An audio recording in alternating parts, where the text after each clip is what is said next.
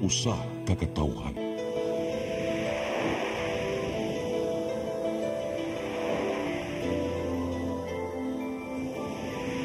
Cebu Catholic Television Network.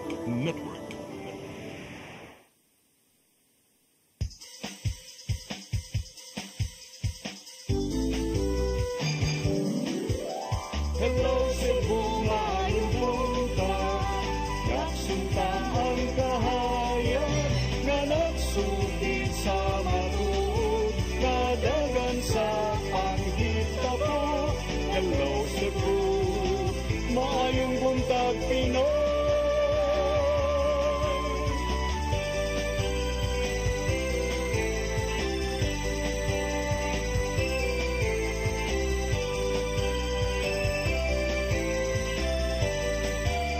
Ang pagtutulungan sa mga katawhan. Hello Cebu, hello Cebu, maayong buntag Pinoy, maayong buntag Pinoy, maayong buntag Pinoy. Hello Cebu, maayong buntag Pinoy. Adlaw karon nga Huwebes, Agosto 29 tuig 2024. Sangan sa atong regular host ni si Malu Inocando Tabar, ako si Crystal Joy Filler ka ug karong taod-taod ato nang makauban si Attorney John Destacamento. Atong sugdan ang atong tulumanon sa pagtan-aw sa atong mga front pages. Before that, ato sang sutao ng atong weather update gikan sa Pag-asa Mactan. Maayong buntag po. Maayong buntag po og sa atong mga sa Kingtig Paminaw. Mao ni ang atong latest update bahin sa kaimtang sa atong panahon karong buntaga. Southwest monsoon o ang hanging habagat ang nakaapektar sa Central Luzon, Southern Luzon ug Visayas. Ang atong weather condition sa Central Visayas kay makasinati og madag umon na kalangitan idubanan sa katag na pag-ulan, pagpanugdog o kila tungod sa hanging habagat. Og para sa kaimtang sa hangin o kadagatan dinhi sa Kabisayaan, lakip na ang Cebu. Magpadayon gihapon kita makisinati sa hinay ngadto nasa kasarangan na pagpuro sa hangin nagikan sa habagatang kasadpan di ng atong kadagatan pagmalinawon ngadto nasa kasarangan ang mga pagbalod. Dinhi sa Cebu, atong kadagatan kay muhunas unyang 4:14 sa hapon na naigi mabawon na 0.21 meter og motaob ugmang 7:02 sa buntag sa Gilaymon na 1.38 meter. Temperature karong adlaw kay nasa 27 to 32 degrees centigrado. Atong haring adlaw isilang ganinang 5:35 sa buntag ug musalok unyang 5:55 sa gabii. Philippine Standard Time 8:10 AM ug mauna ang atong latest weather update gikan din diri sa buhatan sa DOST Pag-asa Mactan. Kini si Francis Shoko, maayong buntag og daghang salamat. Daghang salamat Sir Francis Shoko. Ug mao katong atong weather update karong adlaw. Karon atong tan-awon ang mga front pages sa atong lokal ug national nga mga pamantalaan. Atong sugdan sa Sunstar Daily. For water pollution, residents blame landfill. Sa Super Balita, wala lamii sa tuba, liog gisanggot. Sa The Freeman, Bantayan flight opens, 888 pesos for 30-minute trip. Sa The Freeman Banat News, Kapitan sikop sa NBI tungod sa peke nga deed of sale. Sa Philippine Daily Inquirer, drug war poster boy turns against Bato and Go. Sa The Philippine Star, COP confirms reward system in drug war. Sa Manila Bulletin, time to broaden scope of mutual defense treaty with the United States, according to Teodoro.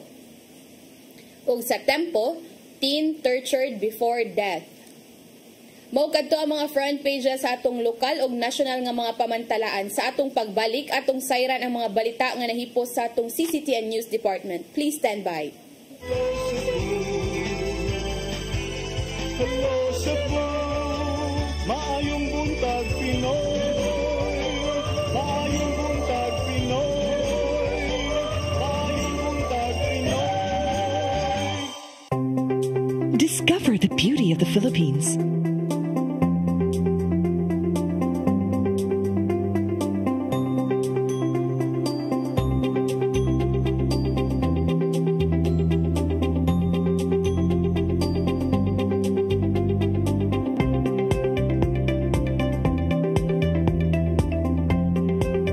with Philippine Airlines, the country's flag carrier.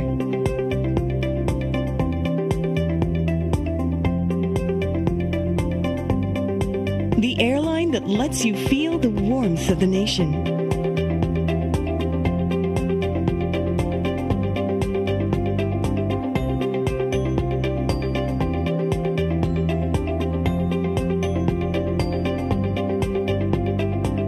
Mabuhay!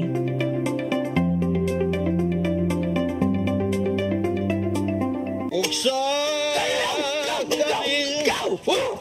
Unsa man kang tambulakan kalit lang abot. Nalandigan ni ron. Gitara ko nga gamay, gamay kaayo. Gitara ko nga dako, gamay kaayo. Dailing. Sa man ang utangan nga naa na si mong luyo dito. Upa manggod siya na ikatubang ni mo Dailing kay. Tarong mo. Nganong imong kong i-apel ni Dailing ha? Wa man ko labot. Kini panil nga, kini.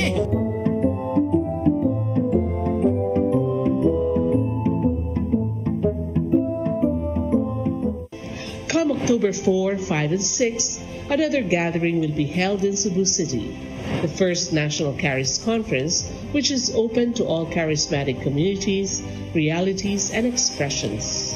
Hosted by the Brotherhood of Christian Businessmen and Professionals, the event will have interesting workshops and topics to help us grow in our various charismatic gifts and charisms.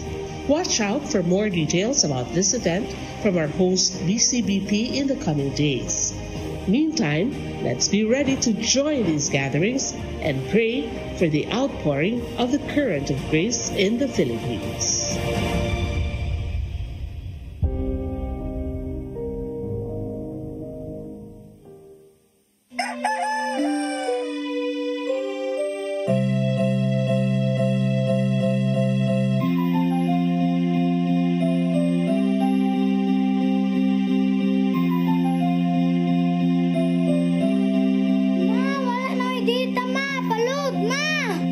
Sorry ma'am, na-late ko.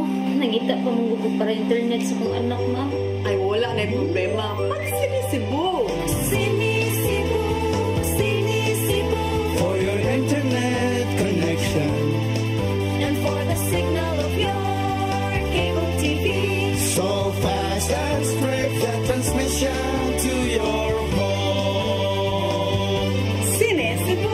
Sinisibo, sinisibo. Offers you to have fiber optics. For your viewing experience, perfect and clear so far. So great and affordable for you to enjoy. Sinisibo. Cebu Television Network Incorporated offers fiber to the home broadband internet bundled with fiber to the home cable TV connection. Cebu Television Network Incorporated with its operation in Metro Cebu and the whole province of Cebu soon. And affordable for you to enjoy. Sinisibo.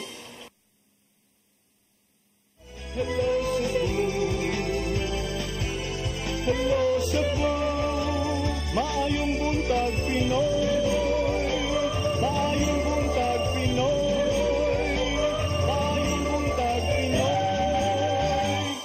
Balik ta sa Hello Cebu, maayong buntag Pinoy, ug karon atong sayran ang mga balita nga nahipos sa atong CCTN News Department. Naguna sa mga balita, Archdiocese of Cebu mihangop sa kasagmuyo sa grupo sa mga babaeng abogado sa wali ni Father Crescenciano Ubod. Nasuta sa kadagkuan nga nalitok ang bahin sa mga wali sulod sa dugay ng panahon. Ang kasayuran ihatod ni Gian Navarro. Anong mahunong magkakigugma? Tungod lang kay mangulata siya? Pagpakulata lang. Tungod ba kay musuyop siya? Pasuyo pa lang na. Mamatay ramang ginamadugay. Matukhang pa na. Nya higugma lang yapon bisag tuan nas prisuhan.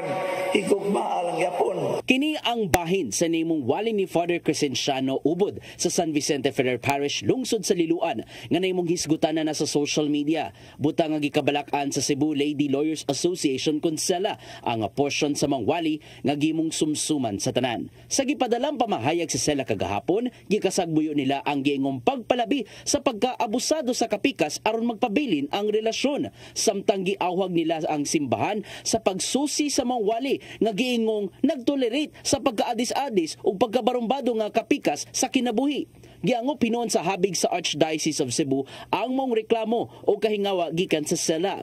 Gibutyag sa tigmamabang si Monsignor Joseph Tan nga sa dihang gipatawag sa Chancellor sa Archdiocese si Ubod, may depensa nga nagagikan sa karaang wali ang moong video. Kay wala siya nakahisgot nimbag uhay lang bahin sa mga nabiktima sa pagpangabuso. Gitataw ni Tan nga sukad na sukad wala gitolerate sa simbahan ang moong bating binuhatan sa bana o asawa. Wala sa mga nga atong gilabanan si Father Chris, pero lang ta nga ipa-review ang homily o ipapaminaw sa kinatibukan kay basig wala matiwas og paminaw kanalang clipping sa YouTube or sa TikTok nya basig mo nakapaghatani kay definitely ang simbahan dili gyud mo tolerate og kanang abuse against women in the context of domestic violence kita mo tugotanan. Itambag ang Archdiocese gato sa publiko nga mas mayong ukayon ang gigikanan sa mga viral video clip ni Father Ubod kay pinaagi sa pagsabot sa tibuok wali sa higayong matultulan na diyan na makita ang tinuod nga punto nga mao ang pagsalbar sa relasyon sa magtiayon. Karong gihangop nila ang gibati sa sela. Giawhag usab ni Tan ang uba mga Katoliko nga mahimusab nga mudangop sa buhatan sa arsobispo kana kung malain man sa mga gipambutyag sa pari atol sa iyang pagwali samtang nagmisa. For all other homilies nga dagani maminaw nga malain or para niya sayo por dili mao, there is always recourse to the bishop's office nga magpakisayon o ipatawag ng atensyon kung mapamatauran nga doon nagisayop ang pagwali sa pari. Ugang pagtambag sa Archdiocese nga mas maayong kapanaminan ang mga gipambutyag sa pari sulod sa pulpito atol na sa sagradong kasaulugan. Gian Navarro, CCTN News. Premyo ni Lapu-Lapu City Mayor Junior Dahong Chan alang sa iyang pagdaog isip second placer sa Best Mayor's Introduction sa Pasigarbo sa Sugbo 2024, gidonate ngadto sa simbahan sa Olango Island. Samtang sa laing balita, nagpabiling top 1 performing mayor si Chan sa Boses ng Bayan survey nga gipahigayon ni adtong Hulyo. Ani ang dugang nga kasayuran. Human madawat ni adtong Lunes ang 500,000 pesos nga premyo isip second placer sa Best Mayor's Introduction ato sa Pasigarbo sa Sugbo 2024 kaganihang buntag. Gidonate ni Mayor Junior Dahong Chan ngadto sa St. Agustin Parish sa Santa Rosa, Olango Island ang maong kantidad nga nagcelebrate usab sa ilang kapistahan karong adlaw. Matod sa mayor nga ang maong kantidad gamiton sa pagpahuman sa kumbento sa maong simbahan tungod kay taod-taod nang nadilatar ang pagpatrabaho niini tungod sa kakuwang sa pondo. Gipanghinautan sa mayor nga sa maong kantidad mapahuman na ang kinahanglang trabahoon sa mas daling panahon. Samtang sa laing balita, nagpabiling top 1 performing mayor sa Cebu Province si Mayor Chan alang sa Boses ng Bayan survey para sa second quarter sa tuig 2024 nga gipasiugdahan sa RP Mission and Development Foundation Incorporated. Ang maong survey gipahigayon ni adtong Hulyo 1 ngadto sa 10 ug 10,000 ka mga tawo ang nipartisipar sa maong survey. Ang mayor sa Lapu-Lapu nakaangkon og 90.1% nga rating ug kauban niini nga nag-top 1 mao si Talisay City Mayor Samsam Gulyas nga may 90.0%. Mato ni Dr. Paul Martinez, ang Global Affair Analyst ug Executive Director sa RPMD, nga ang criteria para ma-evaluate ang maong mga mayor mao ang ilang public efficiency, transparency and accountability, community engagement, infrastructure development ug environmental sustainability. Lakip na usab nga gisukod ang health safety protocols, pagpalambo sa edukasyon ug youth programs, economic developments ug cultural and recreational programs. Mahinumduman nga niadtong unang quarter pareho usab nga nagtapuan si Chan ug si Gulyas. Samtang usa-usab sa 8 nga nagtapuan sa House of Representatives sa Central Visayas mao si Lapu-Lapu City Lone District Representative Congresswoman Cindy Chan nga may 90.9% nga rating. Crystal Joy Filerca, CCTN News. Sa pagpadayon sa atong mga balita, kapin 700 ka mga solo parents sa syudad sa Mandaue unang makadawat sa 12,000 pesos nga cash assistance karong tuiga. Kinihuman nga hingpit nang napasar ang ordinansahon kabahin sa matag buwan nga allowance. Ang kasayuran ihatod ni Mary Rose Sagarino. Hingpit nang gipapasar sa konseho sa syudad sa Mandawi ang ordinansahon maghatag og 12,000 pesos nga cash subsidy alang sa indigent solo parents. Kini nagtumong sa pagsuporta sa mga single parents sa ilang mga gastuhon og financial obligations. Karong tuiga kapin 7 centos ang na-validate nga unang makadawat sa assistance. 12,000 ni sila malamsam karong November mahatag. So retroactive na for the year? Yeah, retroactive na. Sa sunod tuig tungaon sa duha ka hugna ang distribution tag 6,000 pesos iapod-apod sa Hunyo ug Nobyembre. Gikalipay o gipasalamat sa mga solo parents ang assistance kag ingong dakong tabang na alang kanila. Sa mga ganahan mo apply, kinahanglang mo sumiter og sa duly accomplished claim form, solo parent seminar certificate of attendance, certificate of residency gikan sa barangay, voters registration record, affidavit of no employment o BIR form kung nagtrabaho. Ang City Social Welfare and Services mao ang modawat sa application ug mohimo sa validation. Ang qualifications kinahanglan ng solo parent registered nga solo parent sa syudad na validate karon nga calendar year ang income level poverty threshold sa Philippine Statistics Authority. Residente sa Mandawi o certified sa barangay chairperson. Wala nagdawatan og laing assistance sa national o LGU gawas kung senior citizen o PWD. Mary Rose Sagarino, CCTN News. Kapitan sa Dakbayan sa Naga gisikop sa NBI 7 tungod sa peking deed of sale og e-car sa Bureau of Internal Revenue. Kini aron unta maproseso ang pagbalhin sa titulo sa yuta. Ang kasayuran ihatod ni Gian Navarro. Natanggong sa National Bureau of Investigation 7 ang kapitan sa barangay Tinaan, Dakbayan sa Naga tungod lang sa pagtinir sa mga peking dokumento. Sikop sa news ang operasyon sa NBI 7 o Bureau of Internal Revenue si Eden Hera Nocon. Silang panimayan niya tong Agosto 23 sa udto. Nasakpan namang opisyal sa paggamit og peking e-certificate of authorizing registration kun e-car o deed of absolute sale. Kini aron maproseso ang pagbalhin sa orihinal nga certificate of land title gikan sa luna nga nimutang sa lungsod sa Moalboal. Matud ni NBI 7 Director Attorney Renan Augustus Oliva nga gigamit sa pagproseso ang maong mga peking dokumento aron unta paliton ang luna nga ana sa 28,000 square meters ang gidak-on. Subsequently, investigation bared that the falsified e-car was presented to the Office of the Register of Deeds for the purpose of transferring an original certificate of title of a property located at Moalboal, Cebu under the name of the barangay chairman's deceased mother. Samtang nasuta sa mga otoridad nga sadyang giscan ang QR code sa peking e-car gikan kang Nocon, lain ang nigawas nga impormasyon bahin sa luna nga paliton. Also here is that there were 2 deeds of sale that were produced. So in the rulings of the Supreme Court, whenever there are 2 deeds of sale, automatically both deeds of sale are considered null and void. Gipasabot sa habig sa BIR nga dili basta-basta ang mga security features sa e-car, sama na lang sa mga marka nga nakabutang kung pasugaan og UV light. Hinungdan nga nalusad nila ang investigasyon bahin sa pagbaton sa mga peking dokumento. Signing for 5 years now e-cars, I can say that that is a fake by the mere appearance of that e-car. Tungod ini, nag-atubang sinukon og 2 counts sa kalapasan sa National Internal Revenue Code o falsification of public documents. Atubangon usab sa kapitan sa Barangay Tinaan ang kasong administratiba gikan sa Ombudsman. Nasuta usab sa investigasyon nga daan na diayng nag-atubang og kasong falsification of documents sinukon tungod usab sa peking rehistro sa motor. Ang MPC, the one investigated by the Department of Justice is being currently being investigated because what is alarming is the 2 titles were printed on original LRA documents.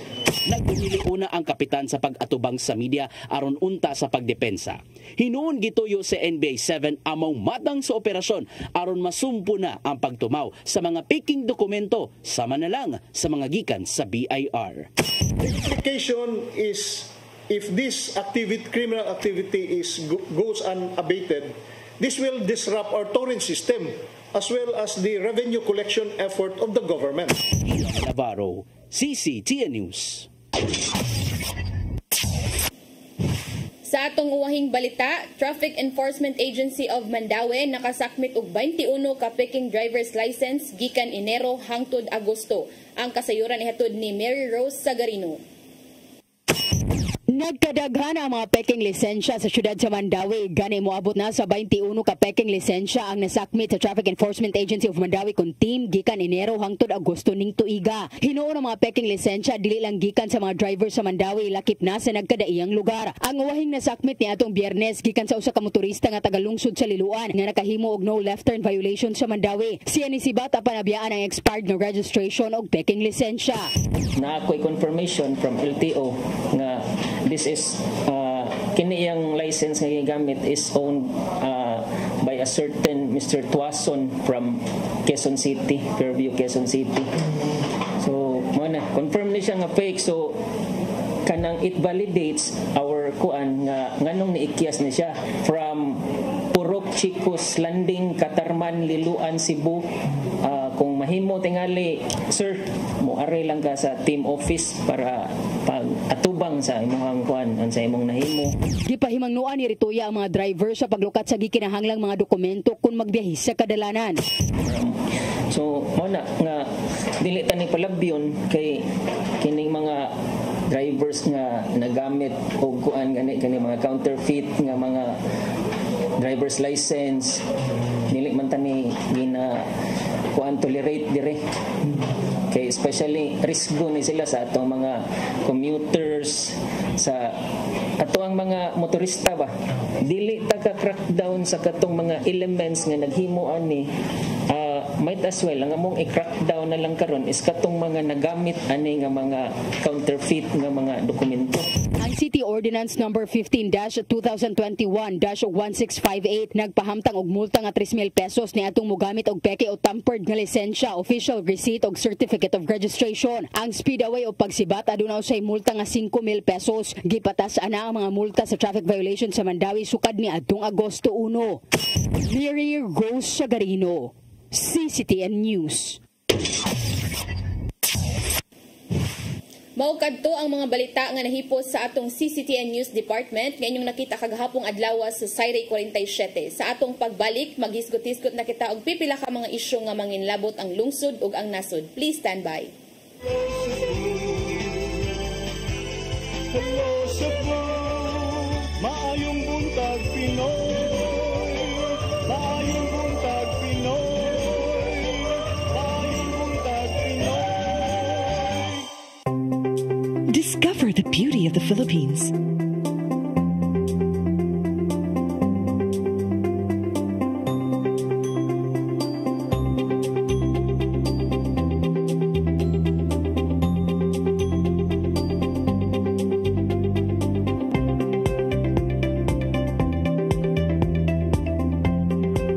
With Philippine Airlines, the country's flag carrier.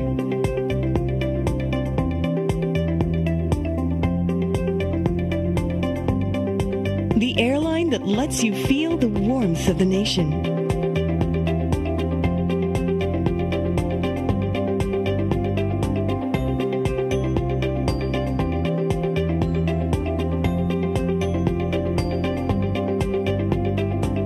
Mabuhay.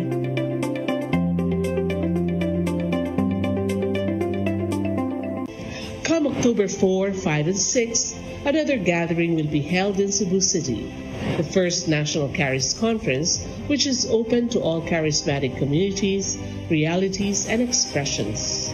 Hosted by the Brotherhood of Christian Businessmen and Professionals, the event will have interesting workshops and topics to help us grow in our various charismatic gifts and charisms. Watch out for more details about this event from our host BCBP in the coming days.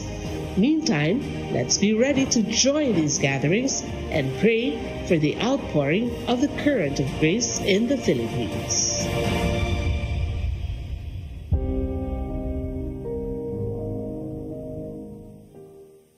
Migo George! Oh, ako? Naon sa maning tanawan niyo? Kalma lang ni Godido. Sila Godido, ano mo sa susili? Sa'yo na na. Kano sa ba ka mo mabutan? Murag mao siguro na inyong gihuwata. Oh, pagtagsa mo ni.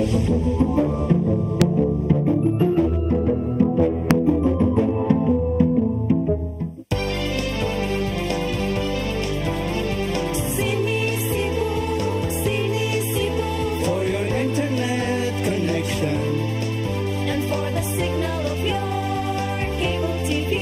so fast and straight that transmission to your home. Sini Cebu Offers you to have fiber optics. for your viewing experience, perfect and clear so far. So great and affordable for you to enjoy. Cine Cebu Television Network Incorporated offers fiber to the home broadband internet bundled with fiber to the home cable TV connection. Cine Cebu Television Network Incorporated with its operation in Metro Cebu and the whole province of Cebu soon. For your internet connection. And for the signal of your cable TV. So fast and straight that transmission to your home. Sini Cebu Offers you to have fiber optics. for your viewing experience, perfect and clear so far. So great and affordable for you to enjoy. Ang kinabuhi puno sa hagit. Sugpila ka, Dria! Ay, pag-inarte! Pagdita ka! Puno sa pangutana. Bata pa gani ka kayo? Nagpuyab-puyab na ka? Kinsa man ang mga masakitin nato din ay karoon na kinsa! Kung si Buti mo'y pasabot na di. Puno sa luha. Pagpili pa, ako nga imong anak o kanay imong mga babae. Kasuko. Yung ano pa? Ano itang ka ni Papa? Apan bisan mangit-ngit pa ang imong kalibutan, aduna pa'y nagpahiping kahayag. Aduna ka pa'y kasumbungan. Mga laman, hanap na. Dear Tatay, Tunog na unlod na. Nganong handungan. Wailaing pagi aron masabtan nato ang Biblia. Kinanglan nga doon na tayo relasyon kang Jesus. Hangtod sa layan natong panaguban, kagang salamat. Shalom. Tunog na unlod na.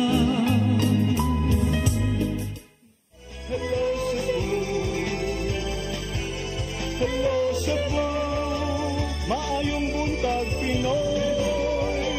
Maayong buntag Pinoy. Maayong buntag Pinoy. Balik ta sa Hello Cebu, may buntag Pinoy. May buntag ka natong tanan partner. Buntag. May buntag partner. Okay, so arita sa tong paghisgot-hisgot partner. Sus kagahapon do na nasay bomb nga gidrop dito sa Senate ba ni or sa House of Representatives. Diin dunay miingon nga high-ranking police official nga actually the PNP kuno is the biggest crime group.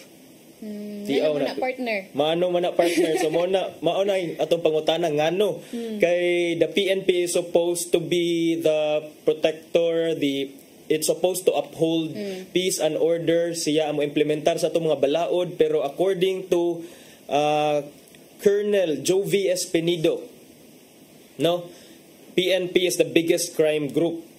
So mao ni ang iyahang giingon, dihang gi sukit-sukit siya partner kabahin sa drug war ni former President Rodrigo Duterte. Diin matod pa niya nga iya sang gi-implicate partner nga part kuno sa drug war silang Senator Bato de la Rosa partner og Senator Bongo. Yes. And mo na yang kuan gapon partner gi state dito sa kamera nga giingon niya partner nga si Senator Christopher Bongo og Ronald Bato de la Rosa kay mga suod ni former President Rodrigo Duterte nga giingnan daw sila nga use all means necessary to eradicate drug suspects, including killing them and rewarding the deed. Yes, nya ato mahinumduman partner kini si Colonel Espinido.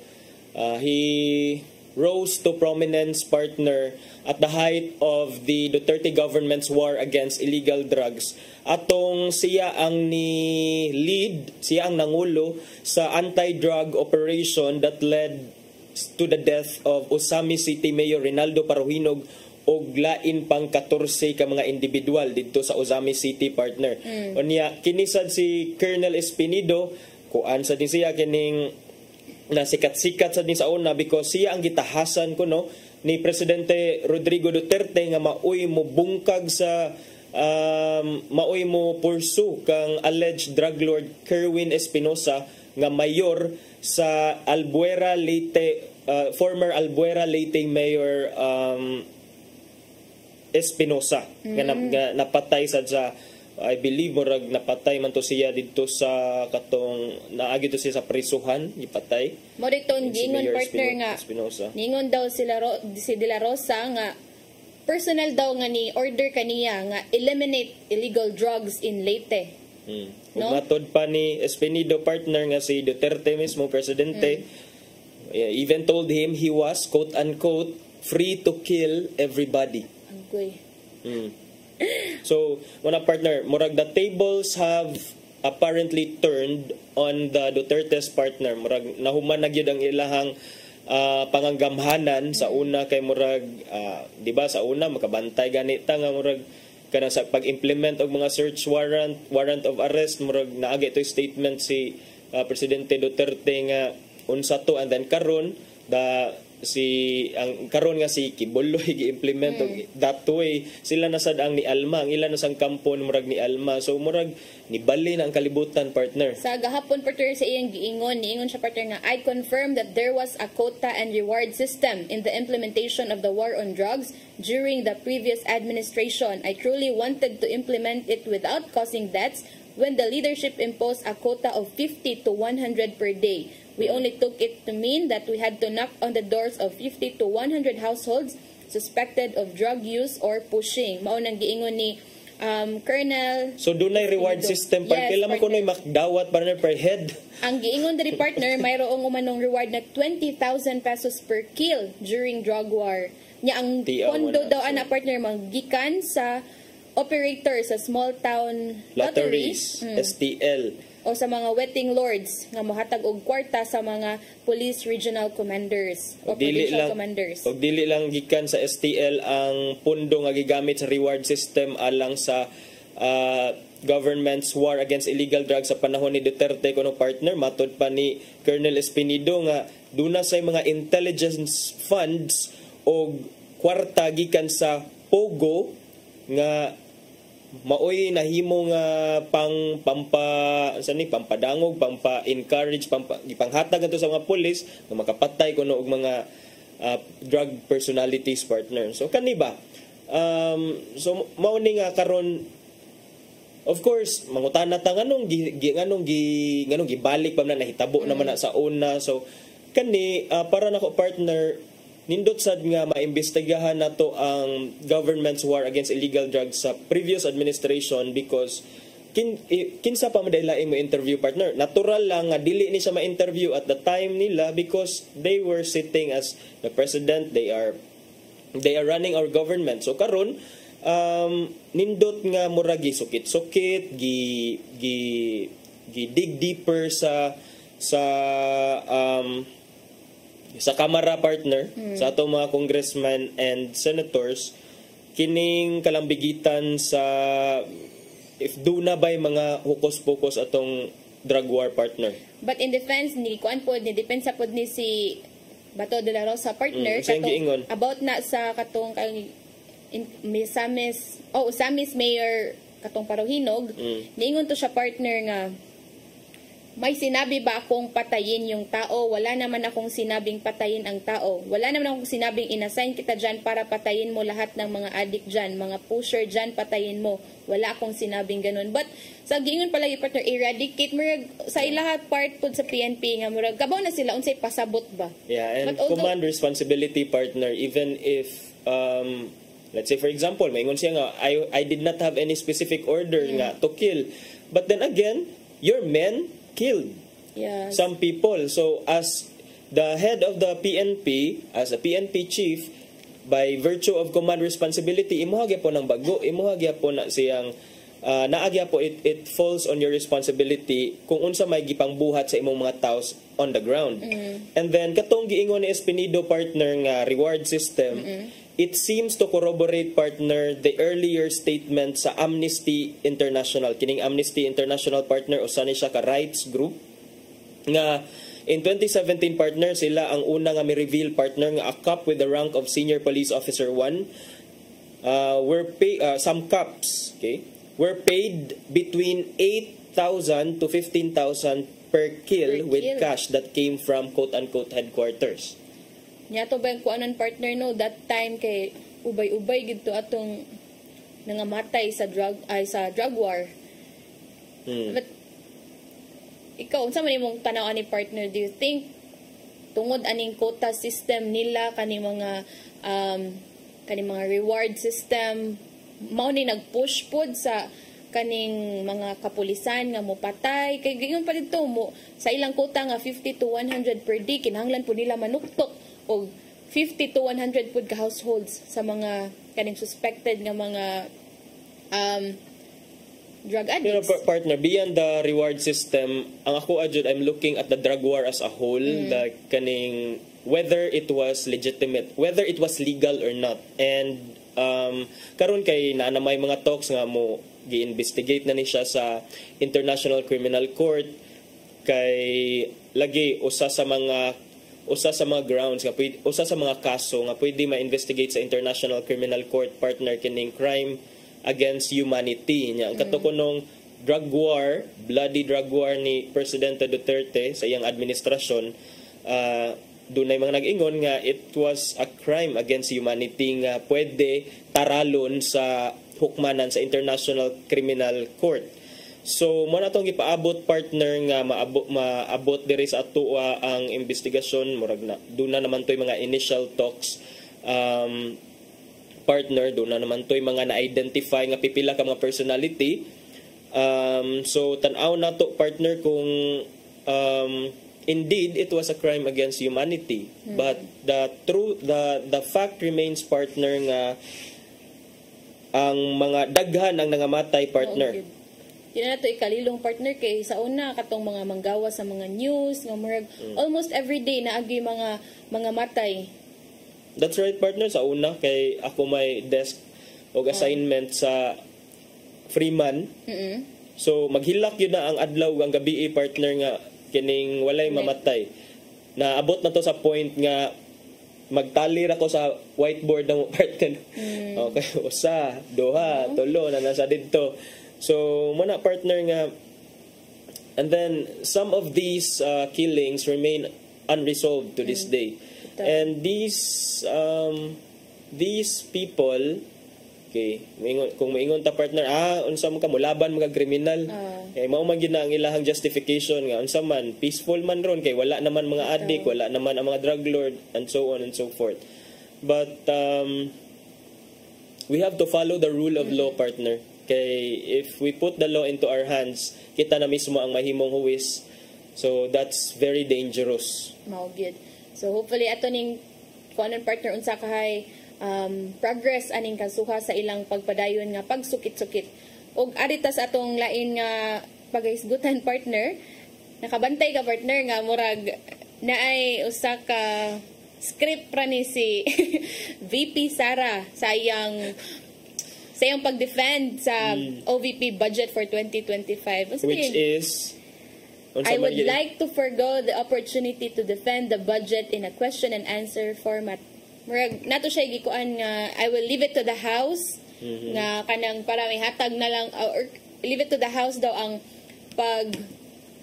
unsa ni pagbuot ba if ihatag ba nila ang ihatag ninyo ihatag ay nako ninyo ay nara ninyo tanan ay nako ninyo sa muka mo na iyang gusto mo na iyang gusto ikuan partner sa niingon partner nga ang thesis gani i-defend niya kani public fund and daganang nakuha na ni partner although na bahin ka po ning mga tao partner na ini-defend nga pro to Sara and napoy uban nga wala siya especially ang mga tao nga kanang sa giingon pa nimo i-defend magani na ang thesis how much more kani nga budget siya partner for 2025 and taxes ba ni sa katawhan so kanang if na kay gusto na nimo panghiusgan imong budget nga gipangayo para sa imong buhatan why not di na nimo ma-defend ba yung naaman siya programs but how come nga di niya ma-defend iyang gipangayo nga budget and I guess usamon po didirigod nga katong gisukit-sukit lagi ni iyang confidential fund by 2022 nga murag siguro atong kuanon nga dili niya tubagon but namoy questions pod gahapon partner nga murag sa iyang part sa iyang programa nga iyang gipangayo katong for assistance sa mga estudyante, for medical assistance. Nato nangutan ng representative nga or congresswoman ba to nga unsaon man daw ni pag-apply. Bisag ing ana nga question partner kay wala gitubag. Like ing ana nga kuan ba nga unsa may mga requirements ani asa man mo adto ko mga yung medical assistance. Kung gi-cite in contempt. Ingon na ba?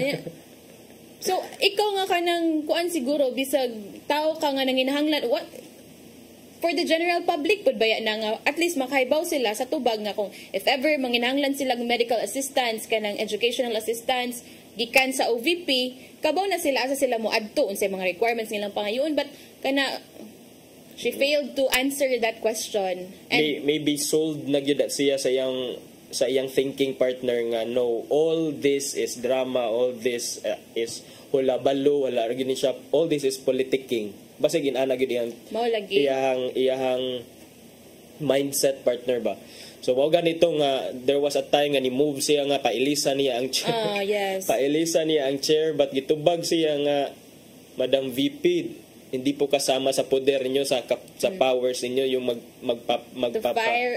to fire out a chairperson diri sa kuan committee namo so mo na it's but unsay mo assessment ani partner based lang sa iyang mga kaning tubag balik simple questions katong mga although dili lang siya not specifically gi-focus gud sa iyang budget but kato giingon lang sa giingon ako atong unsay may mga requirements kay di man gud siya motubag unsay mga plano niya sa iyang budget for 2025 di siya mo defend. VP Sara has been a mayor of Davao City for a long time partner and for sure kay bawo gyud ni siya nga before mapass ang budget nga gi-propose sa executive department in Davao City ang sangguniang panlungsod sa Davao City doon na dyan ni budget deliberations and through this and it's the same thing with the General Appropriations Act kanang national budget ginato nga sukit-sukiton gyud sa mga congressmen and congresswomen and even the senators ang tagsa-tagsa ka line item diha sa General Appropriations Act nga gi-propose. And that is part of the checks and balances mechanism nga enshrined diha sa atong constitution partner. Without this, it's very it's very dangerous kay it could be nga kining magpatuyang lang ka og propose diha and then dili ma-counter check dili ma-scrutinize sa laing department sa ato ang national government which is Congress. So in aid of legislation to legislate the budget the budget appropriations law so mo na nga kinahanglan mag-invite og mga resource persons and then kinsa may more credible resource persons to call than the person who's responsible for proposing such budget. So para nako kinahanglan jud nga tubagon unta i-justify ang kanang politika. Of course everything is politicking naman gyud siguro. Wala di man ta makaingon nga walay politika karon because you are in the business of public service and whether we like it or not there is di gyud na nato matangtang ang politika diha but let's just do our jobs lang sad.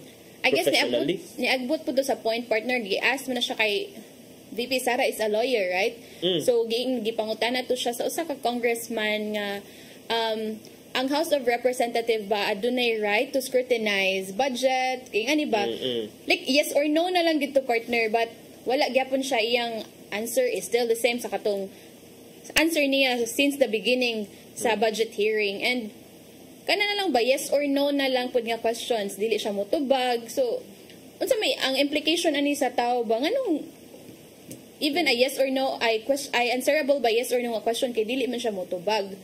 And even simple questions. Murag feel naman gud siguro ni VP nga murag antagonistic na ang lower and upper house towards her.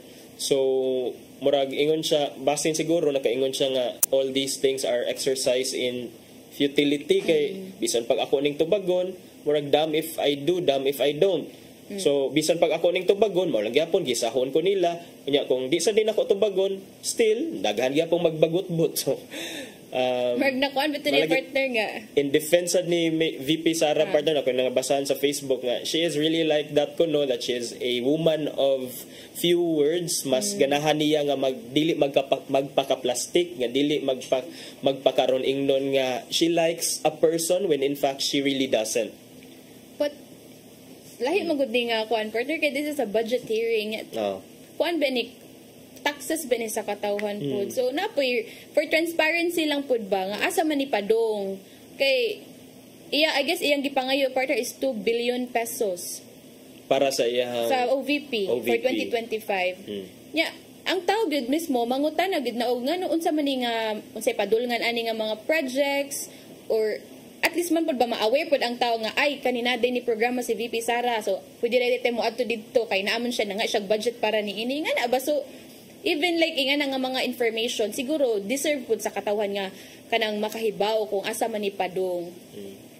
Kana. So hopefully partner even after all these things no sa mga kalihukan sa budget hearing despite anang murag seemingly murag tension filled nga budget hearing kay murag makita gid nato nga murag dunay tension. Yes. Hopefully gihapon nga maka-come up og compromise kay in the government partner lisod kay nandita kay ba mo compromise partner nga gusto na to i-impose ang ato arang kaugalingon nga mga desisyon pagbuot balik mo backfire man sa ato partner. So may unta maka-come up og middle ground ang ato ang mga officials in the government such that at the end of the day ang mga tao ang maka-benefit. Oh, good.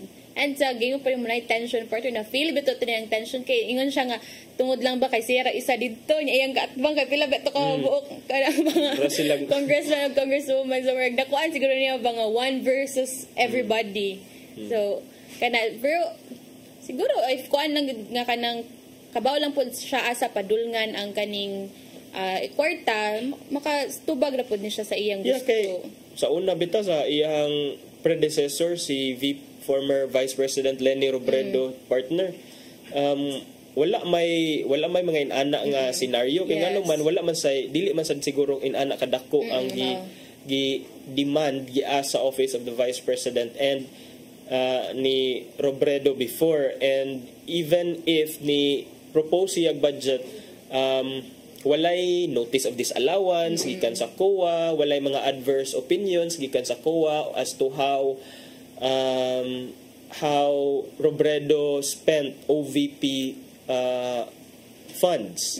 And then unlike ani karon sa situation ni VP Sara nga murag naa man goy mga adverse opinions from COA giun sa pag gasto ang iyang confidential funds. So na 11 days lagi ko no pinakausap po na nga factor po partner nga murag di na siya mo defend kay ibalik-balikon lang sa iya asa man gigasto ang kaning amount pag 2022. So ngayon pa rin mo di na lang kumutubag kay murag gyapon mo ikasulti. And but di gud na malikayin ka partner nga nagay na compare gud ang sa previous pod nga administration kay former VP Leni Robredo og sa karon. And well, I guess lahi-lahi silang mga budget nga gipang propose, lahi-lahi pud silang mga program. So kana O karon partner, wala na gid tay igong oras. Mao na to partner. Mao na to. So partner, ora grabe jud imong serbisyo rong adlaw partner. Sige lang partner. God will provide. Si Lord na bahala. At ato na ipadangat ang giandam ni Tatay Dudong Limchua nga pulong og kinabuhi.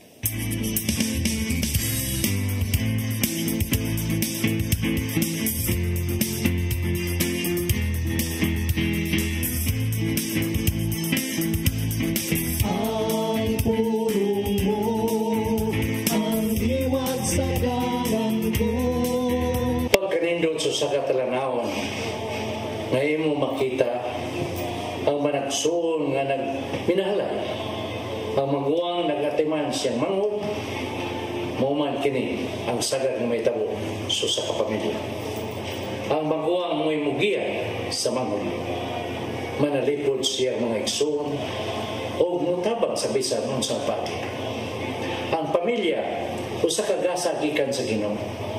Family loves you, encourages you, motivate you, and uplift you.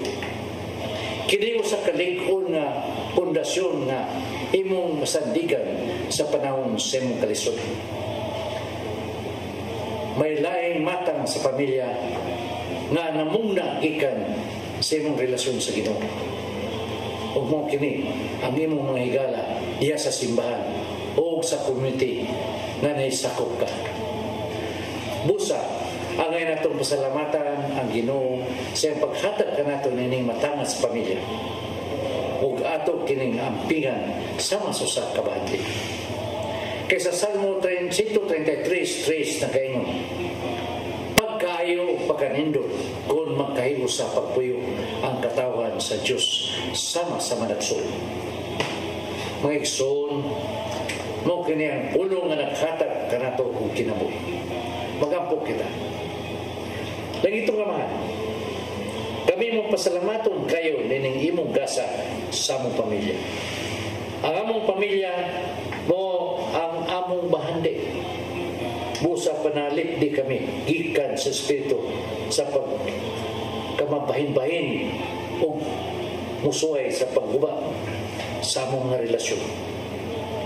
Kining tanan namong gipangayo pinagi si mong bugtong anak si Jesu Kristo. Amen. Ang samahan sa anak si Espiritu Santo. Ang pulong mo, ang diwat sa dalan ko. Pulong og kinabuhi ni Tatay Dudong Limchua mo'y nagtapos atong tulumanon. Daghang salamat Philippine Airlines. Thank you sab kang Archbishop Jose Palma, Nanay Diana Limchua ug Tatay Dodong Limchua. Daghang salamat usab Sir Dennis Tabar, sa TOC Sir Robert, Ma'am Inday, Sir Matmat ug Ma'am Joanne. Sir Michael, Sir Rodel, Sir Raymond, Sir Bruce ug Sir Ferdy, thank you ninyong tanan diha sir. Daghang salamat usab sa inyong pagpakig-uban namo karong buntaga. Sa nga ni Malu Inocando Tabar, ako si Crystal Joy Fillerca. Ug ako si Attorney John Destacamento. Ubani gihapon mininyo ugmang adlaw sa programang Hello Cebu, Mayong Buntag Pinoy.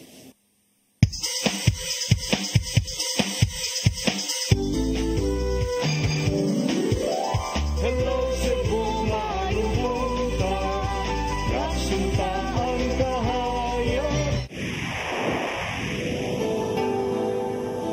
Usa ka pagtuo,